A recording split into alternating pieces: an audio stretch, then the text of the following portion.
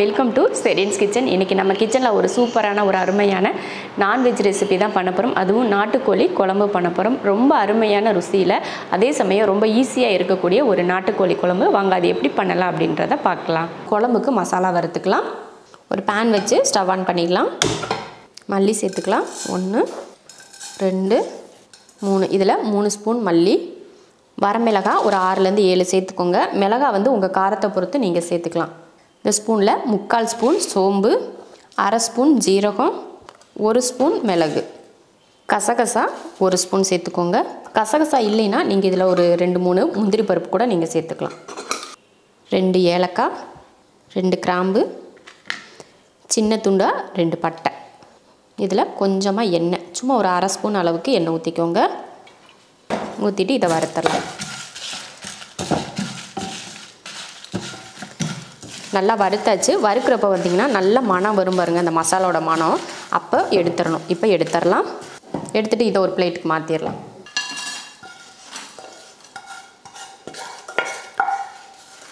சூடு ஆறும் இல்லையா, தட்டில் மாற்றி வச்சுட்டு வேறு பொருள் வறுத்துக்கலாம். மல்லி ஜீரகம் வறுத்து எடுத்ததுக்கப்புறமா மறுபடியும் இதில் ஒரு ஸ்பூன் 2 ஸ்பூன் அளவுக்கு எண்ணெய் விட்டுக்கோங்க.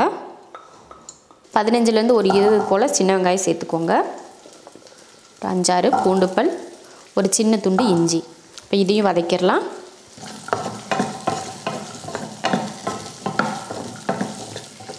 வெங்காயம் பாருங்கள் இந்த அளவுக்கு வதங்கினதுக்கப்புறம் இதில் தேங்காய் சேர்த்துருவோம். ஒரு 1/2 துண்டு தேங்காயை பொடியாக கட் பண்ணி சேர்த்துக்கிறேன். தேங்காய் வந்து அளவுக்கு அதிகமாக வேணாம், கம்மியாகவே சேர்த்துக்கோங்க. தக்காளி போட்டுடலாம். சின்ன தக்காளியாக ஒரே ஒரு தக்காளி போதும்.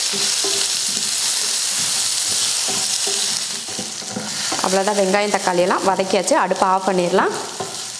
இப்போ வதக்கின மசால் வந்து ஆறட்டும். மசாலா வறுத்தது வந்து நல்லா ஆறிடுச்சு. இப்போ அரைச்சிக்கலாம். மிக்ஸி ஜாரில் போட்டுடலாம்.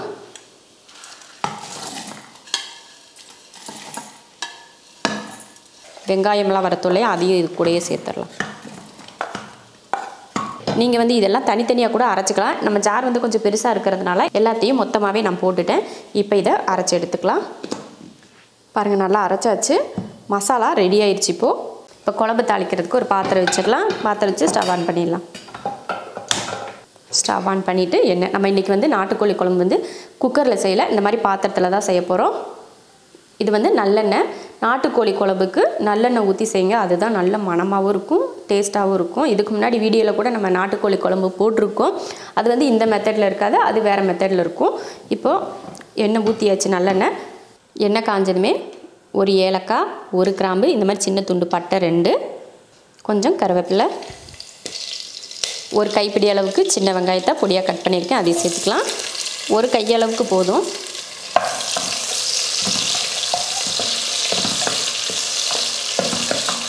பாருங்கள் வெங்காயம் இந்த அளவுக்கு வதங்கிருச்சு. இப்போ இதில் சிக்கன் சேர்த்துருவோம். 1/2 கிலோ நாட்டுக்கோழி.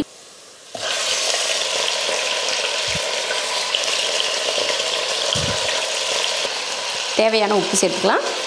கொஞ்சம் மஞ்சத்தூள் சேர்த்துடலாம். உப்பு மஞ்சத்தூள் போட்டு நல்லா வதக்கிடலாம். ஒரு 2 நிமிஷத்துக்கு வதக்கிக்கோங்க போதும்.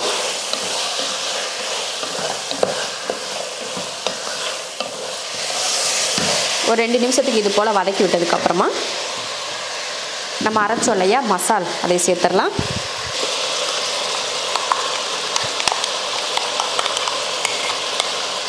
மசால் போட்டு நல்லா மசாலா இந்த கறியோடு சேர்த்து நல்லா கலந்து விடுவோம். பார்க்குறதுக்கே சூப்பராக இருக்குது பார்த்தீங்களா, அப்படியே எடுத்து கூட சாப்பிட்றலாம் போல், அந்த மாதிரி நல்லா கலர்ஃபுல்லாக இருக்குது பாருங்கள். எவ்வளோ கலர். நல்லா மசால் போட்டு ஒரு 2 நிமிஷத்துக்கு இது போல் வதக்கி விட்டுக்கோங்க.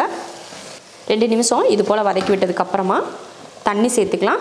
மிக்ஸி ஜார் கழுவி கொஞ்சம் தண்ணி, உங்களுக்கு குழம்பு எந்த அளவுக்கு தேவையோ அதை பொறுத்து நீங்கள் தண்ணி சேர்த்துக்கலாம்.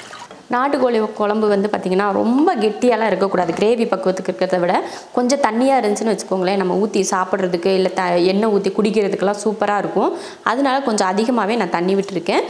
சிக்கன் வதக்கிறப்ப கொஞ்சம் உப்பு போட்டோம், ஆனால் தண்ணியெல்லாம் ஊற்றிருக்கோம் இல்லையா, அதனால் உப்பு பத்தாது. அதனால் இன்னும் கொஞ்சம் உப்பு சேர்த்துக்கலாம். சேர்த்துட்டு மூடி வச்சிடலாம். ஒரு 20 நிமிஷம் கிட்ட இது வேகட்டும். அதுக்கப்புறமா நம்ம எடுத்து பார்ப்போம். சிக்கன் வெந்துருந்துச்சுன்னா இறக்கிக்கலாம், இல்லை வேகலை அப்படின்னா இன்னும் கொஞ்சம் நேரம் வேக வச்சுட்டு அதுக்கப்புறமா இறக்கிக்கலாம். ஒரு 20 நிமிஷம் வேகட்டும்.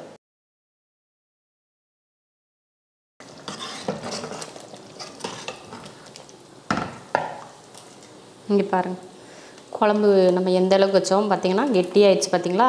நம்ம இந்த மாதிரி ஊற்றி சாப்பிட்ற மாதிரி இருக்கணும் நாட்டுக்கோழி குழம்புலாம், அப்போ தான் சூப்பராக இருக்கும். அவ்வளோதான், பார்த்திங்கன்னா சூப்பராக கறியும் நல்லா வெந்துருச்சு. இப்போ அடுப்பை ஆஃப் பண்ணிடலாம். ஆஃப் பண்ணுறதுக்கு முன்னாடி கொஞ்சம் நல்லெண்ணெய், பச்சை நல்லெண்ணெய் எடுத்து மேலே ஊற்றிடுங்க.